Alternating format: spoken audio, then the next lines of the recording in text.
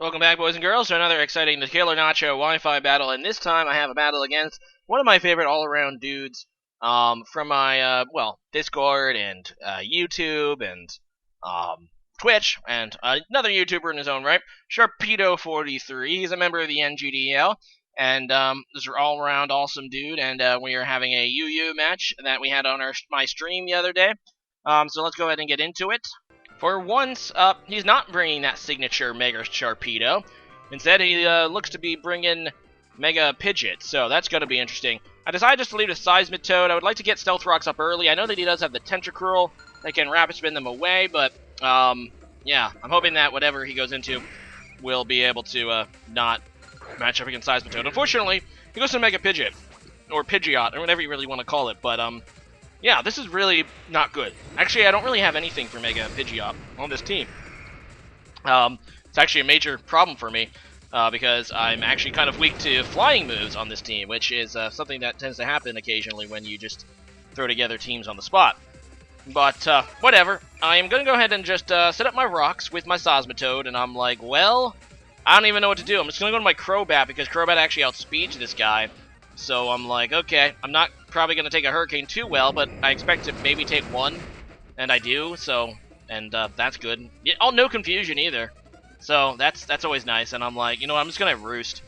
And the reason I do that is because I kind of think he might switch wanting to not take, like, I don't know, a Brave Bird, but he ends up staying in, which I thought was, oh no, crap, at first, but then he decides to try to Roost as well, so that ends up, you know, being good for me because I just get free health back, and I'm just going to go for my Brave Bird. And that will be a 2-hit KO, assuming he doesn't kill me here with Hurricane, which he does not. However, this comes down to a prediction. He might try to switch out to conserve his Mega Pidgeot, but he clearly does not predict me going for Brave Bird again. Either that or he thought I would Roost. So, no, he's just going to die, which is awesome because, like I said, I had absolutely very little for that Mega Pidgeot, and Crobat outspeeding was my only one real way to get rid of it easily. But anyway, just going to go ahead and Roost now against this Gliscor. He might predict this, but I figured that if he went for the Stealth Rock, my Defogger is actually this Crobat, so it won't be able to come back in and get rid of the Stealth Rock. So I'm like, you know what, at the very least, Roost is a safer play, because now I can just go into my Arcanine. And my Arcanine is actually a purely special Arcanine, and it's a timid nature. And according to the calc, I have a 62.5% chance to kill it after Stealth Rock, which is obviously has some Stealth Rock damage on it. So I'm just going to go for the Hidden Power Ice, and it crits, so I don't even need to get that 62.5%. And it feels really nice to get the kill on that before it's able to set up Stealth Rocks, or obviously Earthquake me, but yeah, this is actually going to be a Bloom Doom Arcanine too, so I'm just going to go for that. I'm not expecting to do a whole lot to Tentacruel, but I'm hoping it'll do at least half, being that obviously it's being boosted by Solar Beam, but unfortunately Tentacruel has some decent special defense. Just going to go for it, and it looks to be actually a special defense set of some kind. Definitely probably you know, bulk invested, because that Bloom Doom does only half against his Tentacruel, so he's able to Rapid Spin, and that's pretty good for him. But yeah, I mean, there was really nothing else on his team that I could really hurt with a Bloom Doom anyway, which is why I decided to pop it off against the Tentacruel. Unfortunately, he has like another special defense wall here in freaking Sylveon, and I don't know what set this is going to be yet. I'm just going to go for my Stealth Rocks again, because he did Rapid Spin them away. And I also have Sludge Bomb on this guy. Seismitoad actually gets poison moves, which is kind of cool. And yeah, he's just going to go for the Hyper Voice. It doesn't quite kill me, thankfully, so I'm going to be able to get off a Sludge Bomb at least. And we'll also see what other things this thing can do. I'm going to go for it. I end up getting the Poison, too, which is kind of cool. And yeah, he's just going to go for a Wish, which kind of makes sense. Now, here I'm thinking, okay, I'm going to go for the Earth Power because I was kind of thinking he might try to, you know, go into his Tentacruel here in order to get that thing healed. But he ends up staying in, which is a better play for him. So this is going to be a little bit weaker than my Sludge Bomb, and unfortunately, he's going to be able to heal most of that HP back with the Wish that he's about to get off. Although it's still poison, so at the very least, I'm getting, you know, more damage than his leftovers at the end of the turn. So as long as this thing doesn't have Heal Bell, that'll actually help me against the Sylveon, because I really don't have anything to hit this thing hard. I mean, I do have my Infernape with it's a Choice Band one. But I just didn't want to send it in if I didn't have to, because it's not going to take a Moonblast too well. It's not weak to it due to the fire typing, but I still really don't want to, you know, sacrifice Infernape to get rid of this guy. He's going to go for another Wish. I go for a Burn Up, and that just does pitiful damage, considering how powerful Burn Up is, especially since I'm Special Attack invested. Not Modest, but Timid. But still, just going to go to my Celebi, and I'm doing this because I don't really have any other options. I'm hoping that a Life Orb Psychic will be able to do something.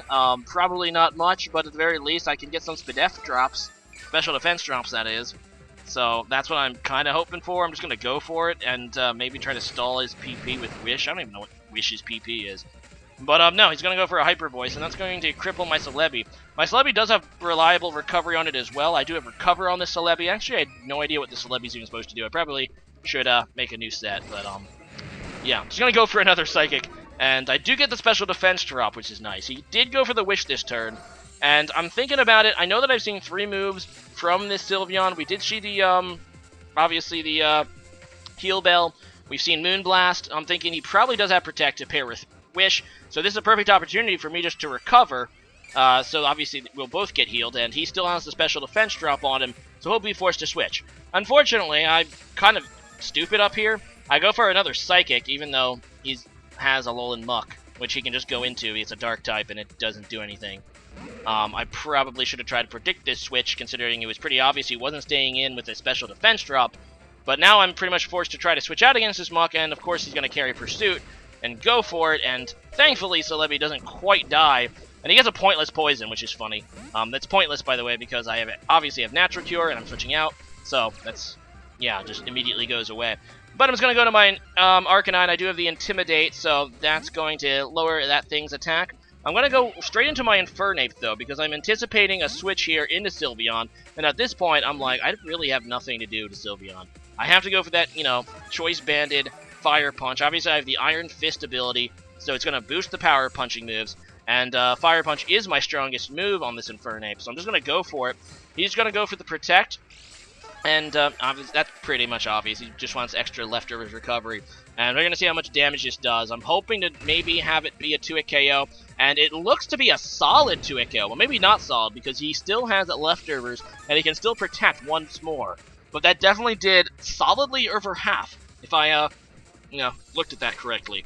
So I'm like, he's obviously going to protect. Let's see what his HP looks like.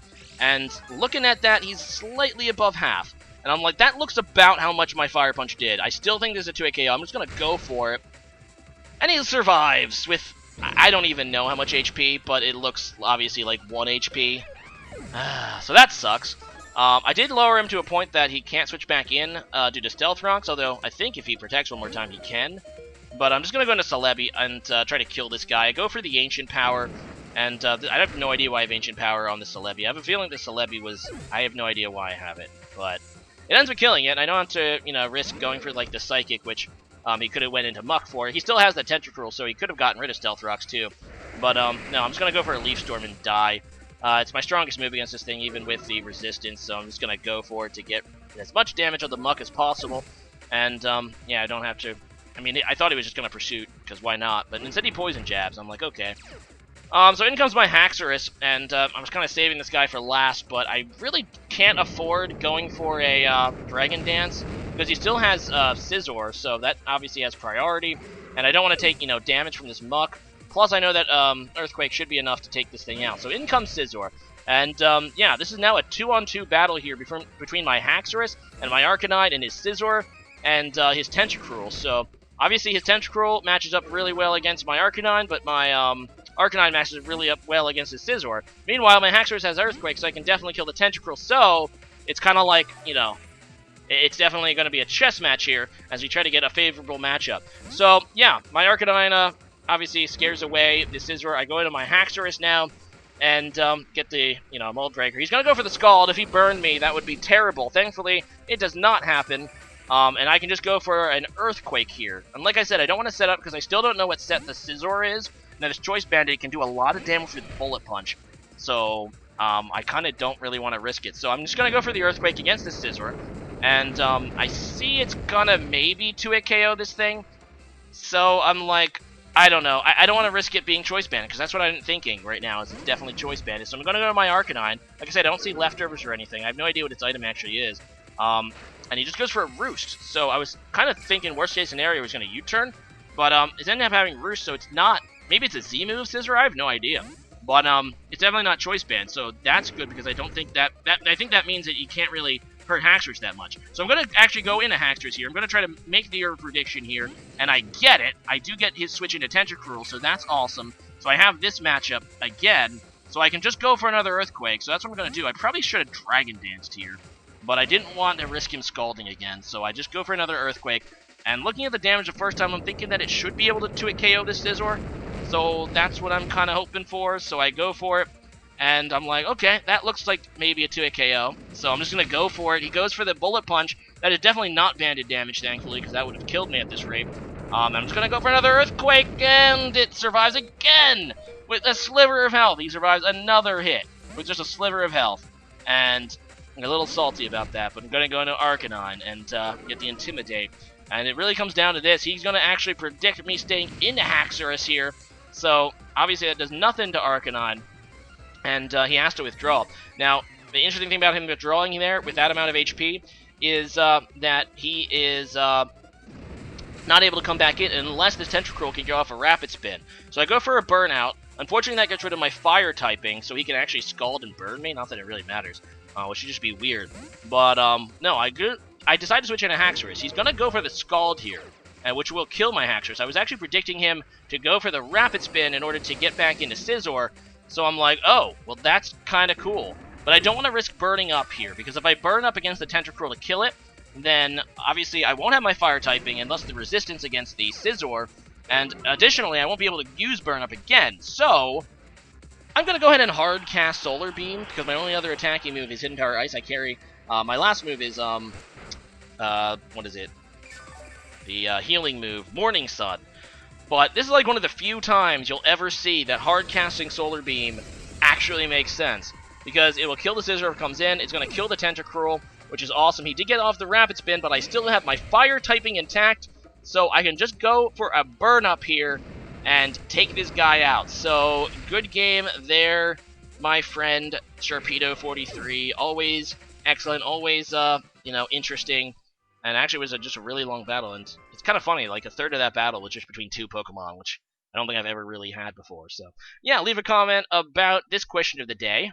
So today's question of the day is, what is your favorite line in any Pokemon game? Something that an NPC says to you. As for me, I'm going to go ahead and, shout out a few. Obviously, I always really liked the top percentage Rattata from Youngster Joey. When you beat him, he talks about how he has a top percentage Rattata. No, when you first battle him, I think he says it. I also like Elite Four Karen's line, just from a philosophical level. She says something like, strong Pokemon, weak Pokemon, this is only the selfish perception of people. Truly skilled trainers try to win with their favorites. Which is also kind of cool. But anyway, yeah, gonna go ahead and leave it there. There's a few others. I think there's one in, actually the newest game, Sun and Moon, and USUM, but there's a trainer, I think on the Volcano Island, and he mentioned something about that he needs to evolve his Kadabra. Then after the battle, he says, "I need to find more friends," or I need to find friends somewhere," or something to that nature. I thought that was funny. But anyway, leave a comment about that, and see you guys again next time. Later.